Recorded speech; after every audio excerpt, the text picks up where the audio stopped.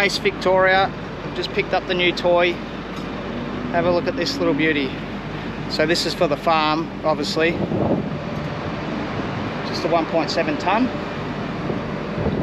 And it only took me about 2 hours to load it. Never driven one. What could possibly go wrong? Anyway, we've got it on the trailer. All systems go. Heading to the farm right now. And my sweetheart gets to tow it. You happy?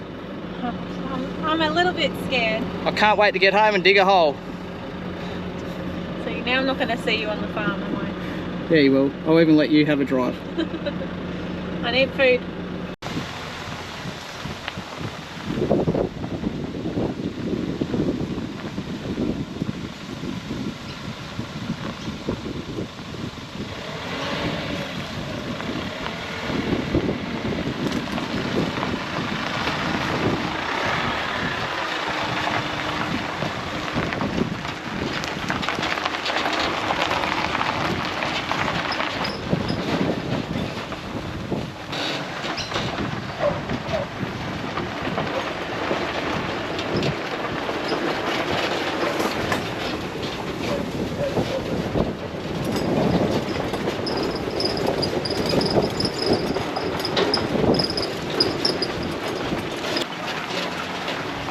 What do you reckon, King? Jesus, crackers, not a bad, you're a real dog.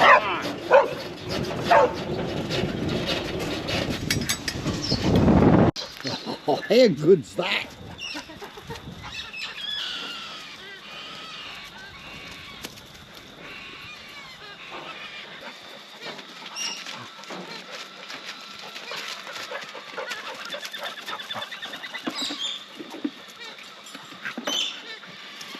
Yeah, but you'd be on a surface like that. But you're not to start it when it's not level.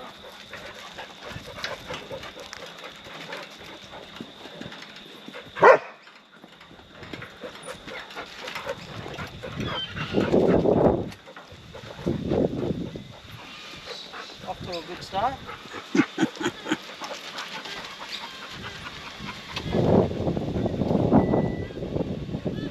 On the brake. No brakes, darling. No brakes. There you have it. 7 o'clock at night. Just called Case. Said the excavator won't start. I said I had the red handle down, which is this one here. That allows you to operate it, but you can't start the excavator with that on, with that down. So learn something new every day. Just get it off safely. Jesus Christ. Come on, King. Hey? You got the amber lights flashing. Molly, what are you doing? Right? Yeah.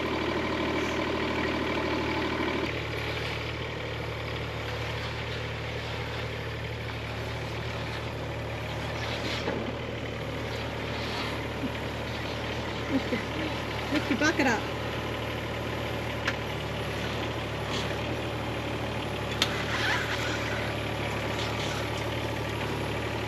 Oh, you won't be driving the Polaris anymore.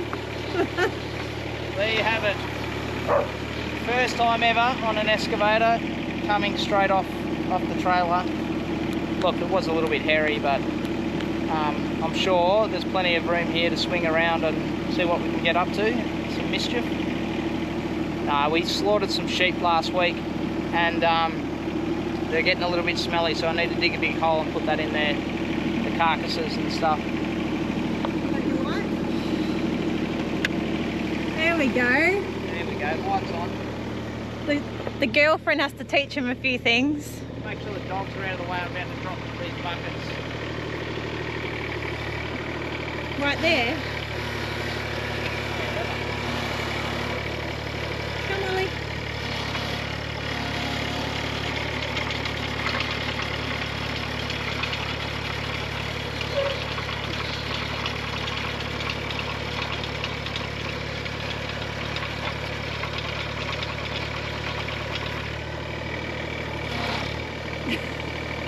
Keep forgetting I'm going facing the wrong way.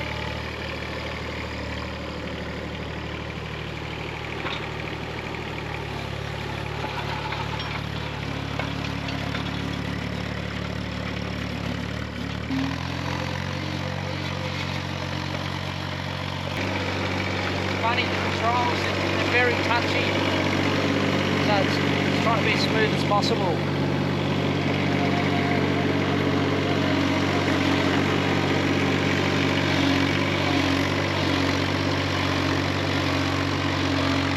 I want to dig a hole.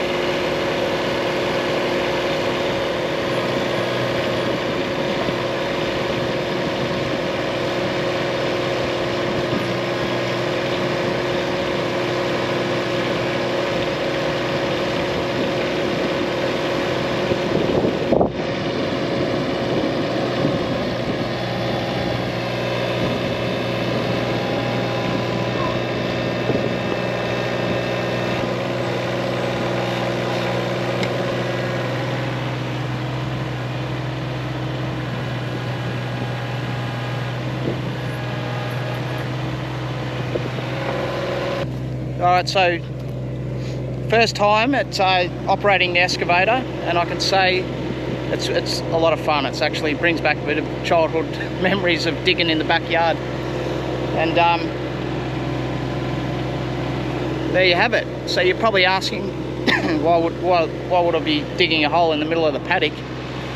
And that's because we slaughtered a few sheep last week, and I would have dug it earlier and put all the sheep carcasses in the hole, but obviously we had to wait for the excavator for a few months. Actually, it was about 6 months in the end. It just took ages to get in, obviously with restrictions and everything with COVID, but we've got it now and it's all systems go. And I can tell you there's blowflies everywhere because the carcasses have been out here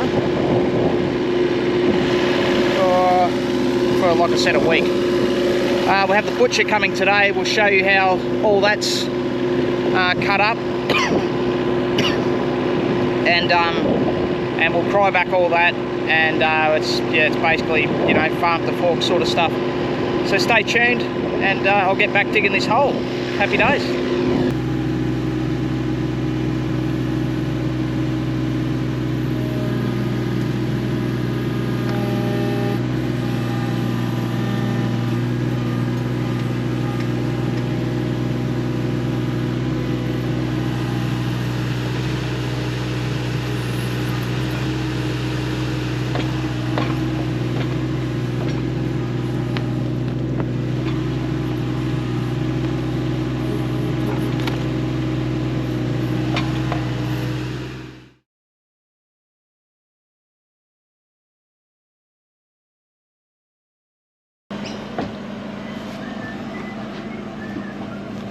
Right, so we've got the local butcher, Agan, has come down. And he's going to cut up all the lambs for us.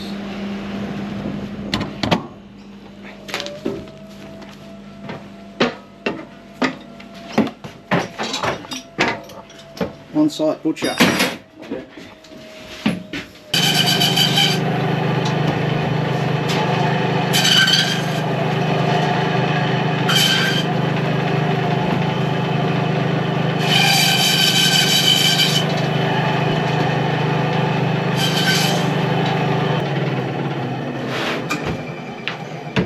As a general rule, you hang these for about 7 days, yeah? Well, yeah, 5 to 7, yeah.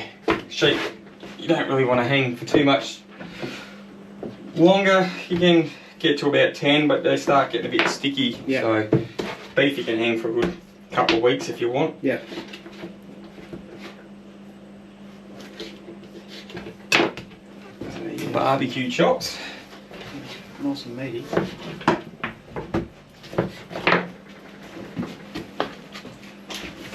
As you can tell, he's done it before. Just a few times. Yep. How many do you reckon you slaughter a week? So this week, yesterday I slaughtered 20 lambs. Yeah. Tomorrow I slaughter another body of beef. So probably about between 20 lambs and 2 or 3 bodies of beef a week. A couple of, I know, pigs I do the least of. I sort of do about 10 of them a month, I guess. Okay. As a rule, yeah. Are they a bit harder, are they? Or? Well, they take longer than a cow to slaughter. Wow. But cutting up is not much different than a sheep. Okay. Yeah.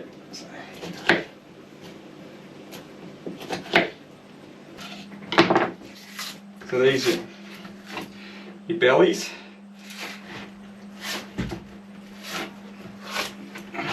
And how do you usually cook them up?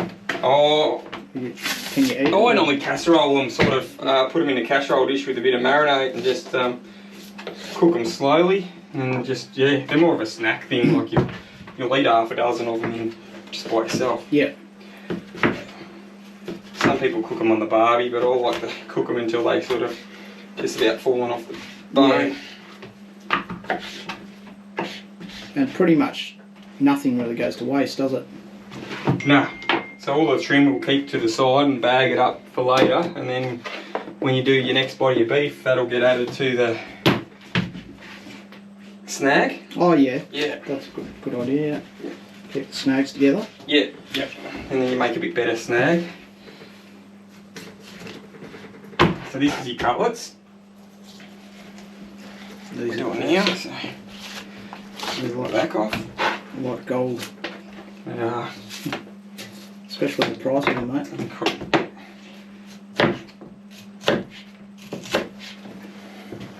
that on that.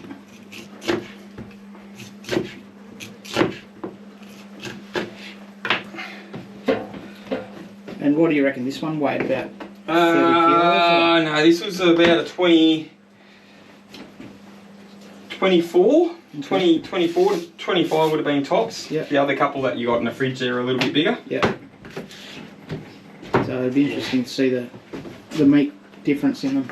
Yeah. The fat A bit difference. older, a bit more fat, a bit more work. Yes. Yeah. And that's what how they get tougher, yeah? Like Yeah, get a the bit meat stronger in flavour as well, older meat. So, but being fat, they should eat alright. Got a bit of cover on them.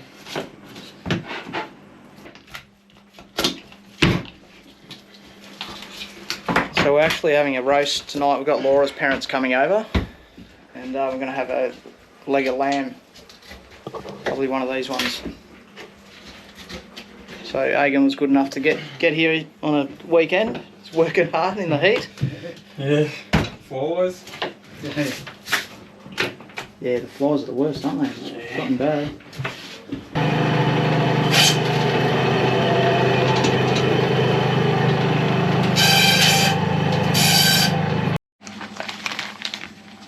Bit of a production line going here.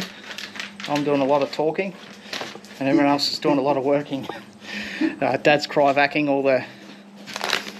all the meat. So they've got the loin lamb. And then I'll put that straight in the freezer. We're good to go.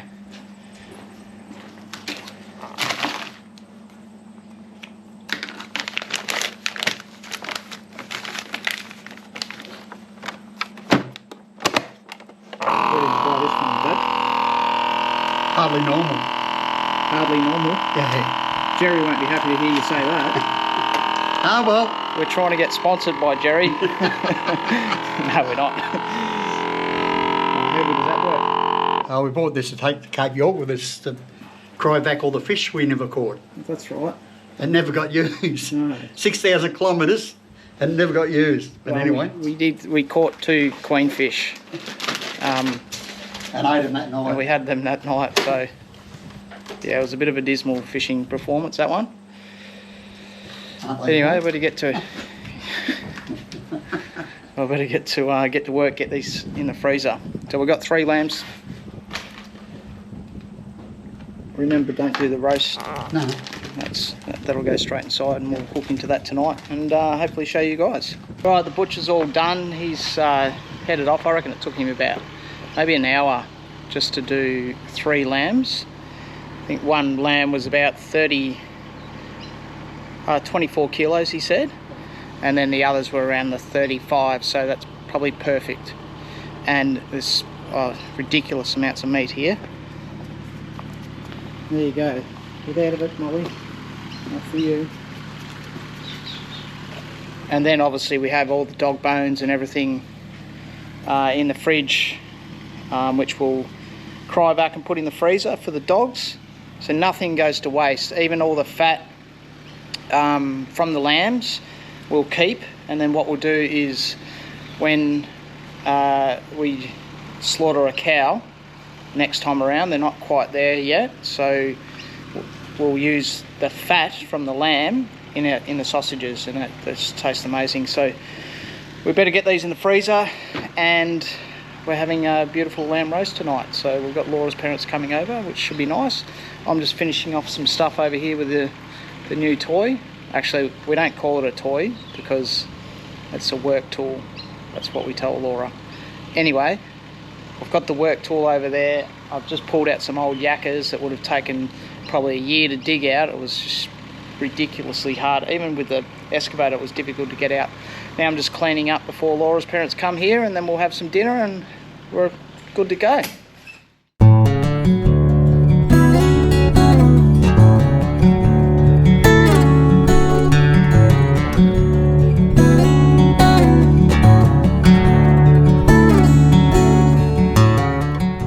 We've literally